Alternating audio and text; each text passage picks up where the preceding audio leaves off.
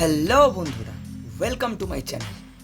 পৃথিবীতে বসবাসকারী অজস্র প্রাণীদের মধ্যে হাত পাবিহীন, মাংসাশী এবং সরীসৃপ প্রজাতির এক ধরনের প্রাণী রয়েছে, যাদের নাম শুনেই মানুষ আতঙ্কিত হয়ে পড়ে। হ্যাঁ বন্ধুরা, টাইটেল ও থাম্বনেল দেখে তোমরা নিশ্চয়ই বুঝতে পেরেছ, আজ আমরা জানব কিছু বিষধর ও কিছু নির্বিষ সাপের সম্বন্ধে।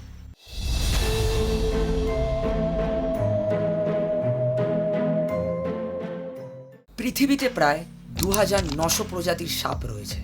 এদের মধ্যে বেশিরভাগ সাপই রয়েছে বিষহীন এবং বাকিরা রয়েছে বিষধর। আমাদের এই সমাজের বেশিরভাগ মানুষই ভাবে হয়তো সব সাপই বিষধর, আসলে কিন্তু সেটা নয়। বেশিরভাগ বিষধর সাপের মাত্র 2টি দাঁত থাকে বিষ ঢালার জন্য।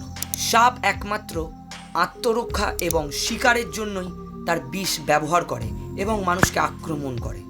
আমাদের ভারতবর্ষে 52 রকমের বিষধর সাপ পাওয়া যায়। এদের মধ্যে বেশিরভাগই সমুদ্রে থাকে এবং স্থলে যে 6টি বাকি প্রজাতি পাওয়া যায় সেগুলি মানুষ এবং অন্যান্য জীবজন্তুর জন্য খুবই বিপজ্জনক।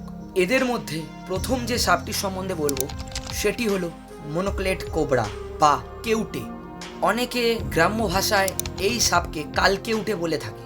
এদের চেনার সহজ উপায় হচ্ছে এদের ফনা রয়েছে এবং ফনার পিছনে গোলাকার কালো ছোপ দেখা যায় এবং ফনার সামনেও 2টি গোলাকার ছোপ দেখা যায়। এরা প্রাপ্তবয়স্ক অবস্থায় প্রায় 1.3 থেকে 1.5 মিটার পর্যন্ত লম্বা হতে পারে। এই সাপের বিষের প্রকারটি হচ্ছে নিউরোটক্সিন ভেনম। এরা 12 মিলিগ্রাম পর্যন্ত বিষ ঢালতে পারে মানুষের দেহে এবং কামড়ানোর প্রায় 2 ঘন্টা পরেই মানুষের স্নায়ুতন্ত্রকে এরা পুরোপুরি বিকল করে দেয় এবং তার ফলে সেই মানুষটি মারা যায়। কিন্তু এরা যে প্রতিটা কামড়েই বিষ ঢালে তা কিন্তু নয়।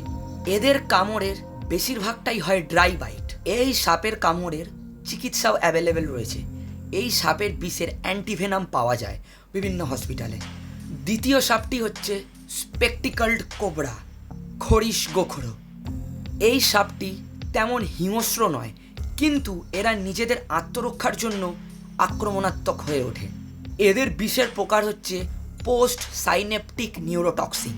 এদের চেনার সহজ উপায় হচ্ছে এদের ফনার পিছনে গরুর খুরের মতো একটি আকৃতি থাকে, সেই জন্য এদেরকে খরিশ গোখরো বলা হয়। এরা সাধারণত জলা জায়গায়, ক্ষেত, ইঁদুরের গর্তে থাকতে বেশি পছন্দ করে। এইবার যে সাপটির কথা বলবো সেটি ভারতবর্ষের মানুষের কাছে একটি বিরাট আতঙ্কের কারণ। সাপটি হলো চন্দ্রবোড়া বা রাসেল ভাইপার। এই সাপটি ভয়ঙ্কর ও বিপজ্জনক হওয়ার কারণ হলো এই সাপটির মধ্যে উপস্থিত থাকা হেমোটক্সিক বিষ। এই সাপ কামড়ানোর প্রায় 2 ঘন্টা পরেই মানুষের শরীরের রক্ত জমাট বাঁধে এবং মানুষের মৃত্যু হয়। এই সাপটি সম্বন্ধে এমন ঘটনা রয়েছে যে সাপটি কামড়ানোর পরে ব্যক্তি হসপিটালে ভর্তি হয়, কিন্তু 15-20 দিন অ্যান্টিভেনাম চলা সত্ত্বেও ব্যক্তিটি মারা যায়। এরা প্রায় 4 থেকে 6 ফুট পর্যন্ত লম্বা হতে পারে এবং এরা মানুষের মতো সরাসরি বাচ্চা দেয়। এরা বেশিরভাগ শুকনো পরিবেশে থাকতে পছন্দ করে। চতুর্থ যে সাপটি হচ্ছে সেটি হচ্ছে কালাজ বা কমন ক্রেট।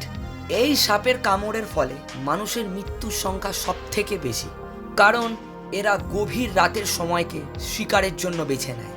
মানুষকে ঘুমন্ত অবস্থায় এরা কামড়ায়, কিন্তু এদের কামড়ের ফলে বেশি কোনো ব্যথা বা জ্বালা কোনো কিছু অনুভূতি হয় না এবং 3-4 ঘন্টা কিছু বোঝাই যায় না, জাস্ট একটু হালকা পেটে ব্যথা হয় এবং কামড় খাওয়া ব্যক্তি নীরবে মৃত্যুবরণ করে। এদের বিষের প্রকারও নিউরোটক্সিন। এদের চেনার উপায় হলো এদের বডির মধ্যে সাদার ওপরে রিং কালারের আস্তরণ দেখা যায়। 5 নম্বরে যে সাপটির কথা বলবো সেটি হলো শাঁখামোটি বা ব্যান্ডেড ক্রেট। এই সাপটির 2টি গুণ রয়েছে, একটি ভালো এবং একটি খারাপ। ভালো গুণ হলো এই সাপটি সচরাচর কাউকে কামড়ায় না এবং খারাপ দিক হলো এই সাপের কামড় যদি কোনো ব্যক্তি খায় তাহলে সেই ব্যক্তিকে বাঁচানো প্রায় দুষ্কর হয়ে ওঠে। এক কথায় বলা যেতে পারে বাঁচানো সম্ভবই হয় না। কিন্তু এরা সাধারণত মানুষকে এড়িয়ে চলে। এদের চেনার উপায় হলো কালো বর্ণের ওপর হলদে ডোরা কাটা দাগ।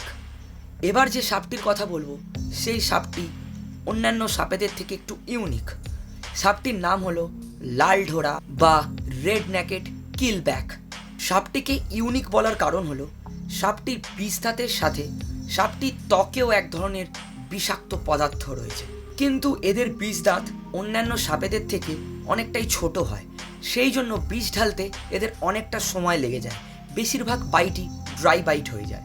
এছাড়াও কিছু নির্বিষ সাপ রয়েছে, যেমন জলঢোড়া, দাঁড়াস, অজগর, চিতিবোড়া, ঘরচিতি, বালিডোরা, লাউডগা, এছাড়াও আরও অনেক রকম।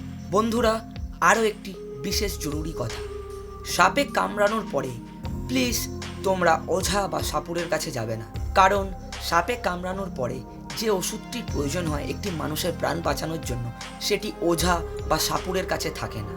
এটির জন্য যেতে হবে তোমাকে ডাক্তারের কাছে, কোনো সরকারি হাসপাতালে বা কোনো ভালো চিকিৎসালয়। আমার এই ভিডিওটি ভালো লেগে থাকলে আমার চ্যানেলটিকে সাবস্ক্রাইব করবেন এবং লাইক, কমেন্ট ও শেয়ারের মাধ্যমে ছড়িয়ে দেবেন। দেখা হচ্ছে আবার পরের ভিডিওতে।